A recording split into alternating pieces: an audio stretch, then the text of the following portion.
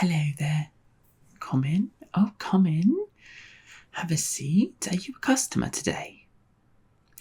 Welcome in, welcome in. Yes, I am the local medicinal person, here mainly to make sure that everybody's all right here in the village. Is there something ailing you? Okay, nothing's ailing you. Okay, then what are you here for? Okay, so you're here to learn more about divine matters, let's say. Interesting. Where did you hear that you would get any information about something like that from me? A little birdie told you. Well, very interesting. Very interesting. Well, let's see here. Can you be trusted? Well, I've not seen you around before, and I have to say, I'm not saying that I am, but if I did dabble in magical arts, dark secrets, and whatnot, what makes you think that I would divulge any of that information with you? Okay. Okay, well, that seems like a very tempting offer. I'll accept. You know what? Let's do it. I think, what's life without a little bit of risk? Yes? Okay, well, what is it that you want to know? You want to know about palm reading. Oh, interesting. Well, I can definitely help you with that. Let's just say that palm reading is an art. It's been derived from, many people think it's been derived from the devil. Unfortunately, that is not the case. You know, the devil is way too important and honestly does not have the time to come up with such a complicated system like palm reading. No. Palm reading was developed by underlings, right? The demon's underlings. They wanted to figure out ways of navigating the underworld. So what they've done is they've created a way to see their own fate so that they can challenge it, right? Because what is the underworld if not being within one's fate? With me so far? Perfect. Okay, well, if you want to learn how to read palms, then I can help you with that. So long as you understand that this is information that is very risky and very, very dangerous, right? You do not want to go around reading people's palms for free. You don't want to go around reading people's palms that don't want it to be read, because if you do that, they might go angry, right? You might encounter issues. You don't plan on reading any palms. Interesting. And so why do you want to learn how to read palms then? An investigation of sorts. Okay, all right, well, if that's the case, then let's just say that I'm happy to aid you. But if you are, in fact, the kind of person that's investigating the kind of people that I think that you are, I have to plead in particular that you overlook my standing. Well, there is, of course, a lot of information that I haven't given you, and if you plan on looking for, let's just go out and say it, if you're looking to hunt some witches, what is a witch if not someone who dabbles in the secret arts of demonology, right? And if by that metric I am, of course, also a witch. But, I can help you. I can be a narc. Okay, well, absolutely. Oh, no. There is no way to secretly send messages to other witches. No, I definitely wouldn't do that, and I'm especially not doing that right now, making sure that they run away and that your days are numbered. That's certainly not the case. Okay, so let's go ahead and discuss palm reading, right? You want to see, there's a lot of palm readers that are fakes, right? They're not really witches. They're more like scammers, right? But there is a lot to be said about palm reading, okay? So I'm not going to read your palm because I'm assuming, as a witch hunter. That's right, you wouldn't want your palm to be red. So, luckily for you, I have a nice diagram here to help us understand what it is to palm read, right? And then when you understand this, you'll be able to hunt and investigate witches better, right? And if you learn this information, be warned, this information comes from the underworld, so you will be tied to it. And you know, if something were to happen to you, it's not the fault of the information giver; it's the fault of the information haver. Okay, all right. So let's start over here. The wrist section. The wrist tends to get a few wrinkles because you are what? You are moving your hands. Right? These tend to signify life, right? It is directly where blood will be. It's directly where someone might take their own life. It might be where there are very important blood supplies happening beneath the surface here, right? So these lines carry a lot of life significance. So, the number of lines that you have, you're going to... do you know maths? Right, so the number of lines that you have here, so there's 2 here, you are going to have 2x equals to 7 over 3, right? X is this number. The number you get from that equation that you're going to have to solve is going to be the factor of your lifespan, right? You're not following. That's fine. The higher the number, the better. The lower the number, the worse. So if you have 2 lines here, and of course, as time goes on, you sometimes develop more, right?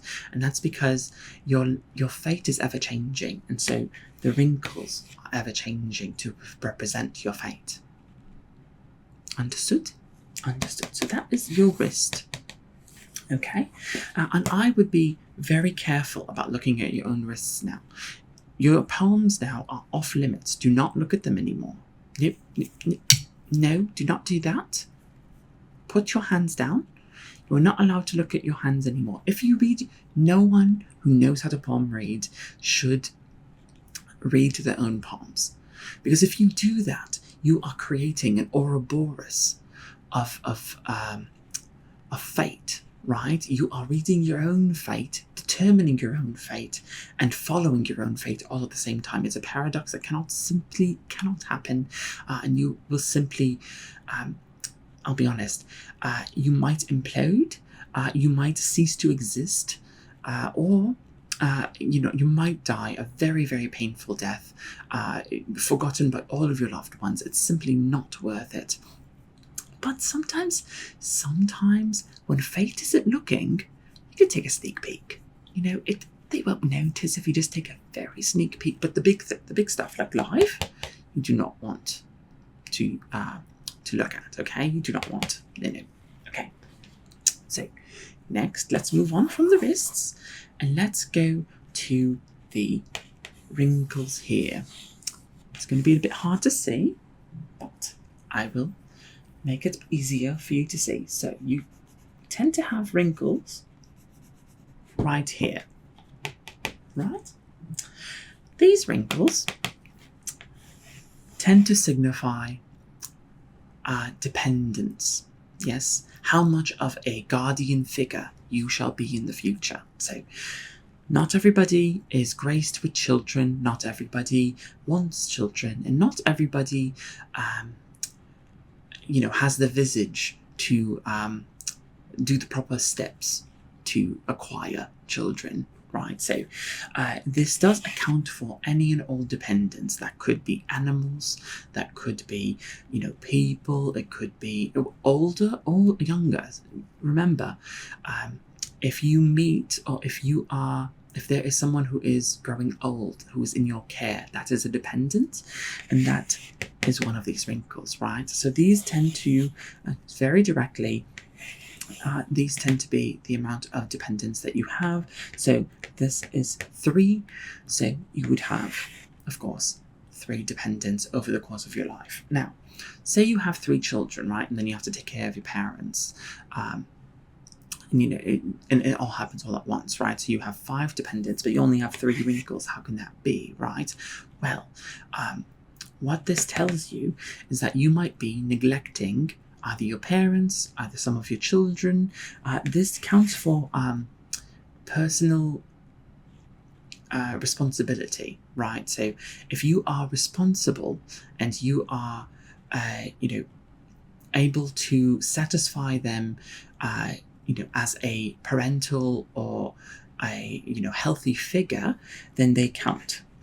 But say, for example, you have a middle child and the middle child sort of exists on their own. You don't really pay much attention to them. Yes, you say you love them, but you don't really spare much of a thought towards them. And they sort of, they're sort of they take care of themselves, really. And then, when you're off by yourself, the older one takes care of the middle one, and the younger one needs a little bit of attention, and the older one is getting into new phases in life that you haven't, taught yet. So you're focused on the older one and the younger one, and the middle one just sort of falls through the cracks. They will not show up here.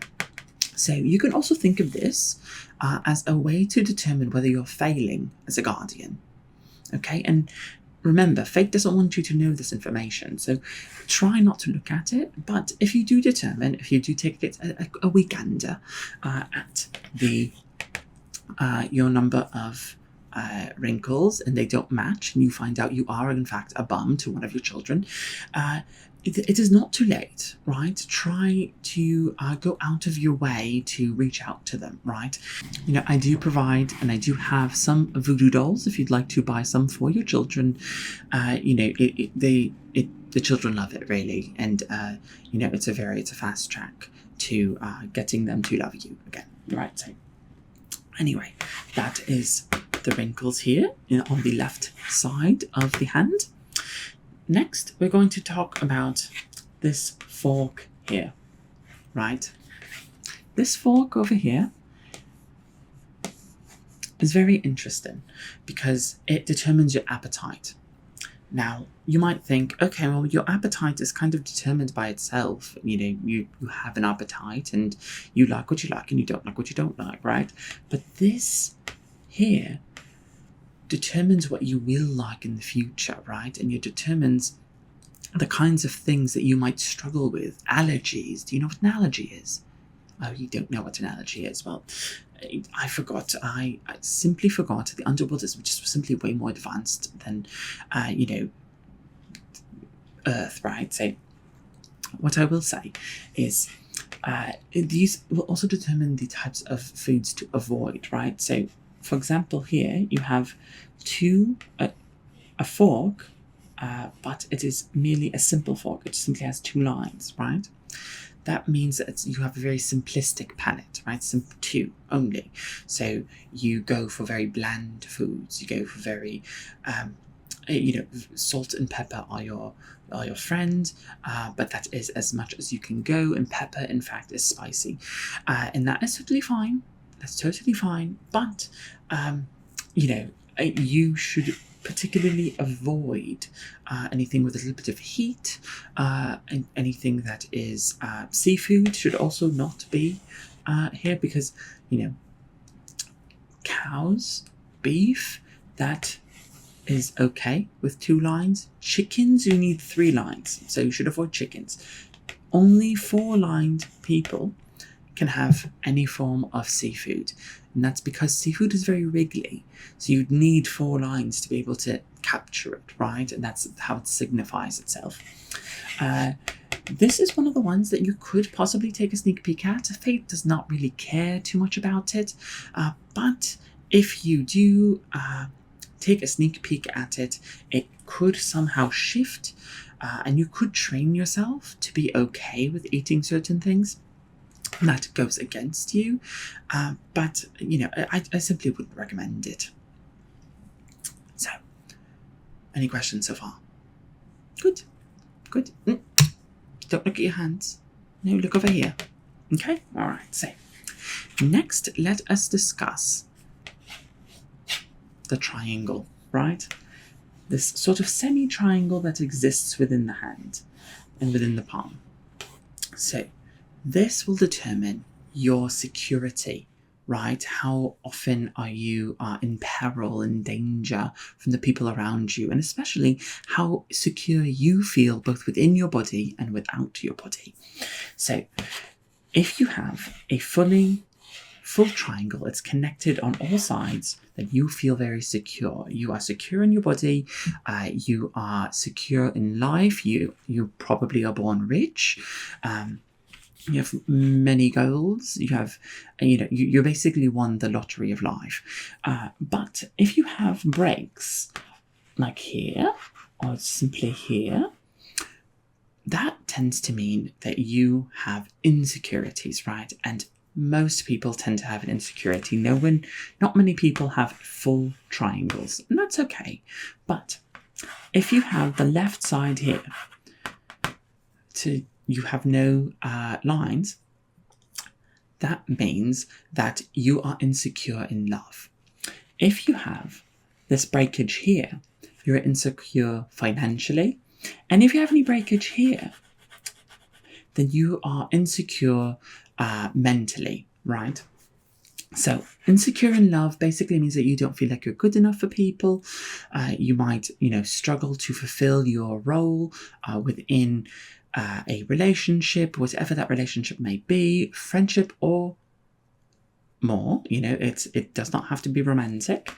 And then up here for financial, that seems it's very straightforward, really. Are you a pauper or not, right? So this is very, very simple. But it can also be something to keep in mind. If you do have money, but you do have a little bit of a gap, that means that you might lose your money in the future, right? It's something that you should be very, very, very wary of. And then over here, if you have any breaks here, that just tends to mean that you are insecure within yourself. That's either you don't like how you look, you don't feel like you are a proper specimen of your kind. You don't feel like you belong in any capacity. It's all about the self here, right? Okay, so with the triangle, we shall move on to the fingers up here. The fingers are the last things we're going to do. So let's start with the pinky finger. The pinky finger, it determines masculinity and femininity, okay? So the main things with fingers is that you're going to look here at the knuckle, right? But it's going to be the underside of the knuckle. You're going to see how many lines are here. How many wrinkles? Do you have 2 or 3?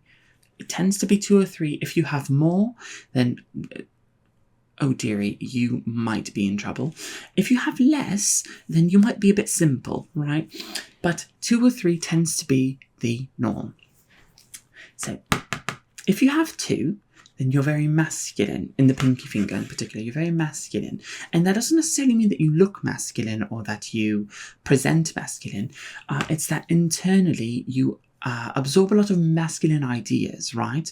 You might see how people who are masculine are treated and internalize the same sentiments towards yourself, even if you don't look it. And you might act masculine, right? You might feel very protective, or you might feel very masculine, very, very masculine. Do you know what masculine is? You know what masculine is. And then if you have 3, then you are feminine. Not are, but you lean more towards the feminine. So same thing, but in reverse, right? You may not look feminine, but you absorb very feminine tendencies, or you absorb feminine teachings from others around you and sort of apply it to yourself. And what's interesting is that if you do have 1 or 4 or anything like that, if you have sort of a difference here, then it could be both, it could be neither. It's very, it's not set in stone, right?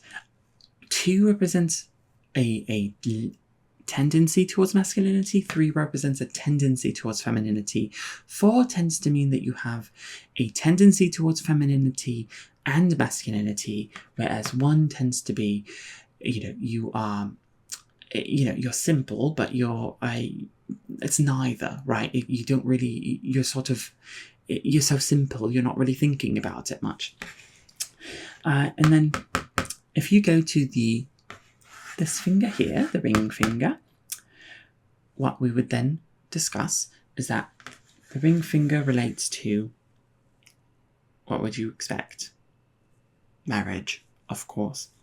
So 2 means that you are going to have a very long marriage. Now, a long marriage doesn't necessarily mean a happy one, right? It simply means a long one. So if you are in a marriage already and you have 2, it means that the marriage is going to last a very, very long time. But you might not be happy, and you might get divorced in the future, but it might be your longest lasting marriage. If you have 3, it means that you are, let's just say you're a bit of a, you know how to work a room, let's just say. You are able to, jump from person to person. Your legs are open, and your heart is welcoming. Yes, it is basically the wrinkles meant to signify that you are more in control. And that you are not giving yourself mentally to too many people, but you might be giving yourself physically to a lot of people. And, you could give yourself mentally to a lot of people as well with the 3. But, it encompasses both. This finger, which is the middle finger, it signifies independence. Okay? So if you have two lines, that means that you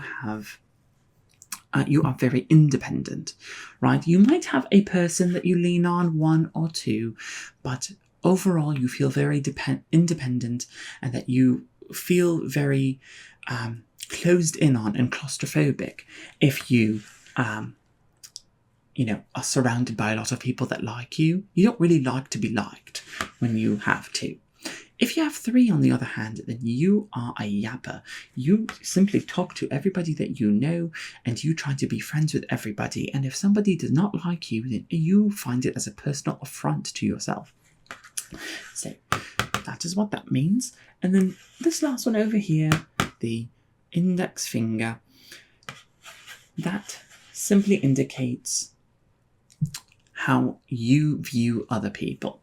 So if you have 2 lines, it means that you view other people as sort of wholly themselves, and that every person is sort of important, every person is their own individual. But if you have 3, then you view them as a collective, you view them as a group of people, you don't really see them as each individual person, right? And so you might ascribe a group something because you've seen sort of a pattern, right? And it's not to say that you don't see each person separately, but just that you take into account how a group operates. You're just a bit more group focused if you have 3 lines. And then if you have 2 lines, you're a bit more individual focused. But, it's neither are good or bad.